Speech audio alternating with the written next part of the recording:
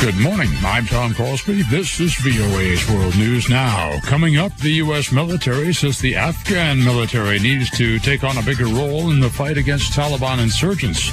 South Korean politics turns bloody. Later, we'll meet a man who is neither a player nor professional figure skater, but whose family name is well known to hockey and figure skating fans.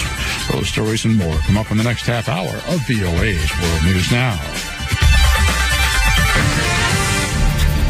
As violence flares across Afghanistan, U.S. military officials say the new Afghan National Army will have to shoulder greater responsibility while defeating the Taliban insurgency.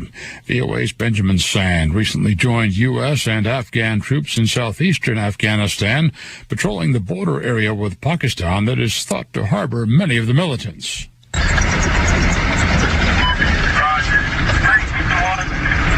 U.S. and Afghan soldiers in Paktika province head out to patrol the remote countryside along the Pakistan border. This area is a hotbed of Taliban insurgent activity. Military officials say militants based inside Pakistan stream across the border at night to attack local targets and then slip back before daybreak. They also say ethnic Pashtuns who live along the frontier were loyal to Afghanistan's former Taliban government and are involved in insurgent violence.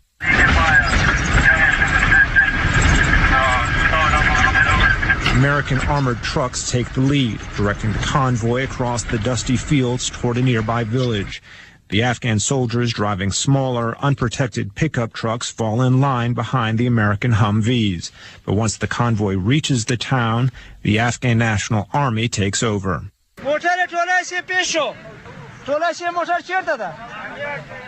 ANA soldiers secure the high ground overlooking the town and conduct house-to-house searches looking for any sign of insurgent activity. American Captain Jason Griffith says that without the Afghan soldiers, operations like this would be nearly impossible. Afghan citizens will be more likely to tell an Afghan soldier something about what's going on in their neighborhood than approaching a foreigner. They understand the problems, they understand the culture. In fact, the U.S. military says reinforcing the ANA is the only way it will be able to secure Afghanistan's long-term stability. Coalition forces have committed millions of dollars to the ANA's development. The French military is helping train the new Afghan officer corps while British troops work with the rank and file. Almost all the U.S. bases now also include barracks for Afghan troops, and the two armies work side by side on most operations. In Paktika, American Sergeant Bernard Degand says that for now at least, the Americans continue to take the lead. But he thinks that pretty soon, ANA soldiers will be ready to direct operations by themselves. They really know what they're doing. They know how to fight. They know how to survive. And some of these guys are just amazing what they know and what they can do. It is an old story, not always a happy one, encouraging an army to fight a homegrown insurgency, foreign advisors describing local recruits in glowing terms. The U.S. military has previous experience in this area and not always successful. Their effort in South Vietnam to build an army to fight the communist insurgency of the 1960s and 70s failed, as history shows. So even though there are signs it might work this time in Afghanistan, success here is not a foregone conclusion. The ANA was launched in 2003 and already has some 30,000 troops. Ultimately, it hopes to have more than 70,000, including combat infantry and special forces. Sergeant Degand says the Army has already attracted widespread notice for its diversity. Culturally, Afghanistan is a notoriously fractured society with dozens of competing tribes and ethnic groups. But from its inception, the ANA has been fully integrated and has largely avoided internal conflicts. In Paktika, Afghan Commander Roydar Hussein directs hundreds of soldiers in one of the most dangerous parts of the country. He says his company includes troops from almost every one of Afghanistan's 34 provinces. He says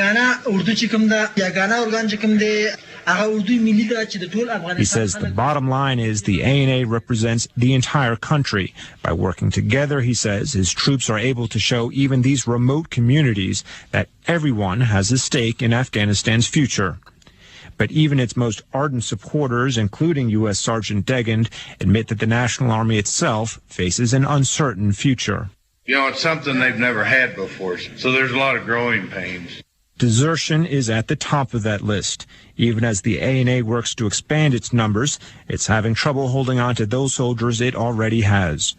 In several camps, more than half the troops have deserted, and thousands more are reportedly set to leave once they complete their 3-year contracts later this year.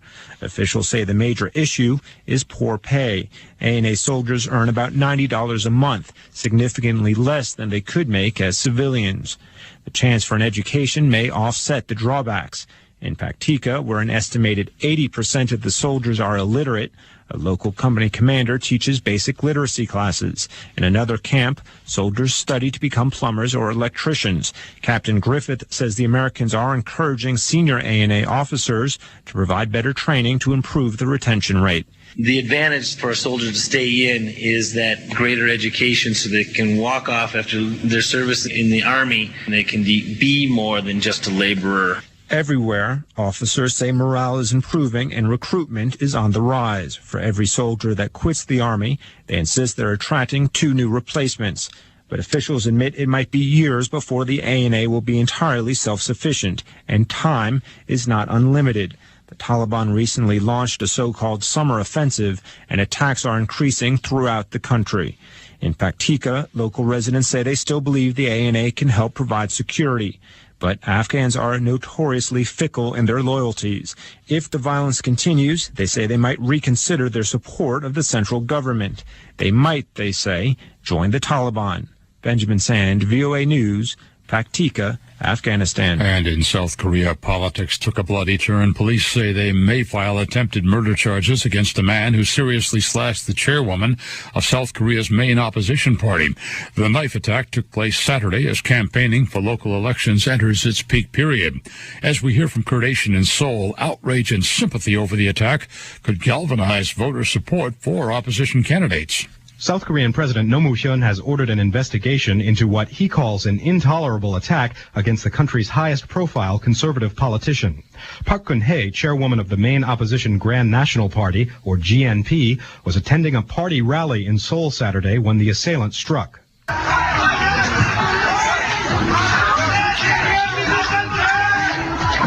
Park, who had just descended from the stage, suffered an 11-centimeter cut along her jaw that required 60 stitches. Doctors say her life was not in danger, but they say her facial muscles and salivary glands were severed, which will prevent her from speaking or chewing normally for weeks. The attack comes during a period of intense political campaigning, which began Thursday and is scheduled to end May 31st, when South Koreans around the country elect mayors, governors, and other local officials. Police say the attacker, who was detained at the scene, was an 8-time convict named Ji Chung-ho. Yang Sung-ham is a political science professor at Yonsei University. Like many analysts, he believes the attack will influence the elections. 이번 박근혜 한나라당 대표 피습 사건은 그렇지 않아도 Yang says the incident will turn a widely expected GNP victory into a sweeping and absolute one. Even if it was only the act of one disturbed individual, he says, it is likely to create an impression that social order is breaking down under Uri party leadership. Other political observers predict the public will react with sympathy and outrage as well as concern, and this will also increase the GNP vote. This would not be the first time Park has received sympathy from voters. Her father, former President Park Chung-hee, and her mother were both shot to death by assassins. These local elections are likely to set the stage for South Korean presidential elections next year, and Park Geun-hye is widely expected to be a candidate in that race. GNP officials have implied that President Roh's Uri party played a part in the attack. 대통령은 배후를 밝히고 관련자 모두를 GNP spokesman Lee Kye-jin claims the attack was politically motivated and says police must find out whether the assailant had any kind of backing. A member of the Uri party who was shouting slogans against the GNP was also detained by police after the attack. It was not clear whether he will be charged, but his party membership was quickly revoked. Chung Dong-young, the Uri party chairman, says violence cannot be tolerated. Chung says the facts of the incident must be brought fully to light. An Uri spokesman, however, called it regrettable that some GNP officials have hinted at Uri involvement in the attack. Kurt Asian, VOA News, Seoul.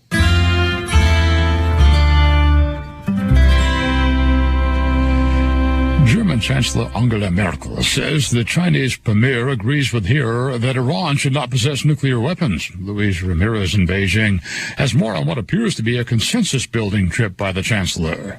German Chancellor Angela Merkel came to China hoping to build a greater consensus against Iran's plans to develop its nuclear capabilities.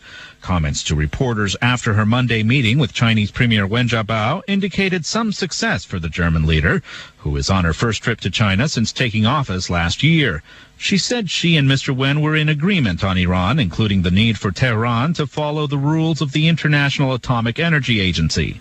Ein wichtiger Teil unseres Gesprächs eben war auch die Politik gegenüber dem Iran. The politics vis-à-vis Iran was an important part of our talks. We agreed that Iran should not be able to possess nuclear weapons and that it needs to stick to the Nuclear Non-Proliferation Treaty and the rules of the IAEA. She also said she believes she and the Chinese leader found a good basis on which to coordinate future steps regarding Iran. Chinese officials had no immediate reaction to Ms. Merkel's comments. China until now has only suggested Iran should not have nuclear weapons, but has defended Tehran's right to develop a peaceful nuclear program within international guidelines. Tehran admits it is enriching uranium, but only, it says, for peacetime energy production.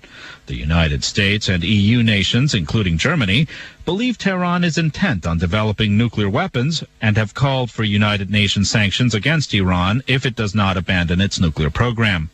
China and Russia, members of the UN Security Council, have been at odds with the Western nations over how to deal with Iran's nuclear intentions. Both Beijing and Moscow oppose the idea of sanctions. Beijing, which depends significantly on Iranian oil to fuel its growing economy, has called for a diplomatic solution instead.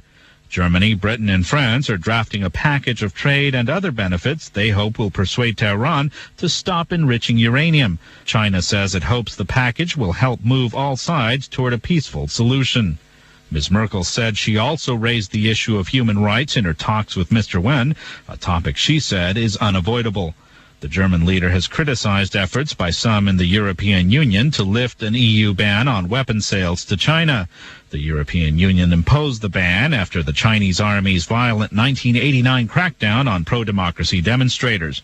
Ms. Merkel arrived in China on Sunday, heading a delegation of about 40 business leaders and ministers who are hoping to secure trade deals. German and Chinese leaders on Monday signed a number of cooperation agreements in areas including intellectual property rights, high-speed railroad technology, and communications. Luis Ramirez, VOA News, Beijing. And coming up, we'll meet the Iceman and his machine. Hi, this is Rick Pantaleo, host of Talk to America. Each day at 14 hours Universal Time, we discuss a variety of topics on our program, from breaking news to health and the environment, to the latest in American culture, and every day we open our phone lines for you to ask us and our guests your questions. Join me and join in the worldwide conversation at 14 hours Universal Time for Talk to America. Here in North America, the hot, humid summer months are just around the corner, and so I thought, what better time to talk about ice? The name Zamboni is well known to fans of hockey and ice skating. The Zamboni resurfacing machine makes an appearance on ice rinks between the periods of a hockey game or at intermissions for other ice sports. As we hear from Michael Sullivan, the unusual product was developed in an unlikely location. In the middle of an industrial neighborhood of Paramount in southeastern Los Angeles, a small family-owned factory makes the Zamboni, a machine that has become an intermission tradition for viewers of ice sports. Richard Zamboni, the company president and son of founder Frank J. Zamboni, says the device has many admirers, especially among hockey fans in the northern and midwestern U.S. states and Canada. Years ago, we were at an event in Toronto, and people would come up. We'd had the old machine there and a new one that they'd get their picture taken on, and people would say, gee, what part of Canada was this developed in? And we say, sorry to disappoint you, it's from Southern California. They can't believe that. The machine's development was tied to a series of challenges in the family business. In the 1920s, Zamboni's father and uncle produced ice for the many dairies in this California neighborhood. With the advent of electric refrigerators, they joined together with a cousin and and used their ice-making equipment to build an ice rink. Called Iceland, it still operates today, 3 blocks from the modern factory. Zamboni faced a problem that all ice rink owners face. As skaters used the rink, its surface became rough. The traditional method of resurfacing, using ice shovels and hoses, was slow and cumbersome. Zamboni developed a self-powered moving machine to do the job better. The large wheeled vehicle is run by a single driver, who sits high atop the Zamboni and can resurface the ice in just a matter of minutes. Rotating blades smooth the ice as the machine cleans the debris and deposits a layer of water, which quickly freezes to leave a glassy surface. Figure skater Sonia Henney bought 2 early Zamboni resurfacing machines, and as she traveled around the country in the 1950s, ice arena owners were amazed at what they saw and placed orders themselves. The firm gained international notice when it provided 6 machines for the 1960 Winter Olympics at Squaw Valley, California. Today there are competing machines, but none has the flair or famous name of the original Zamboni. Richard Zamboni says the company has at least half of the ice rink market worldwide and most of the market in North America. It's a bit difficult to get exact numbers on that, but we know what we put out, and we try to track what the competitors are doing. And generally, we're the people, at least our name's out there. People know they come to us. Maybe some that they'll try somebody else's machine for a while, but we've been very fortunate. So many come back to us, and we feel we've got a majority of the share around the world. He says the people he meets are sometimes surprised to learn that his name is Zamboni. You know, in trade shows, I'm always fascinated. They say, oh, I didn't know that was a family name. Of course, we kind of kiddingly say, well, our name used to be Smith, but we changed it because it sounded so good and the name was getting popular. In reality, the Italian-American family has gained an unusual kind of fame with a specialized product. At trade shows and exhibitions, fans are full of questions. People, they like to get their picture taken on the machine. Particularly the ladies at these shows, they'll say, gee, I'd like to drive one of those things. And so it is fun, and we get a kick out of it that they even recognize the name and keep it in a positive memory in their minds. 'Cause I want to drive the Zamboni. I want to drive the Zamboni.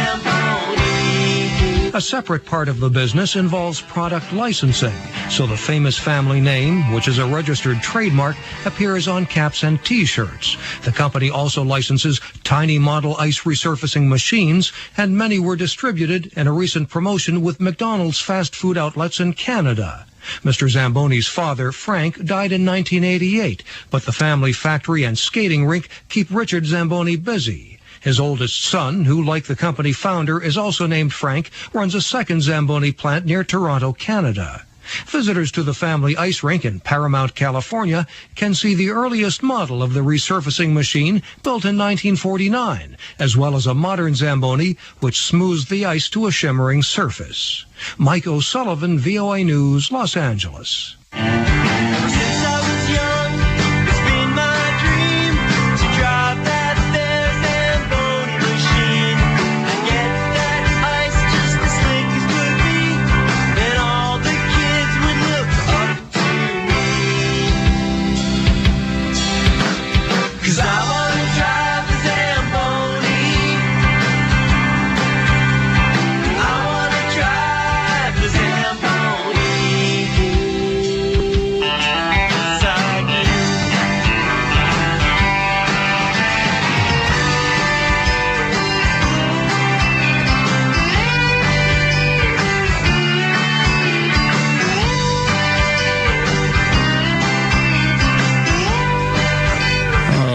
World News is just 6 minutes away here on the Voice of America.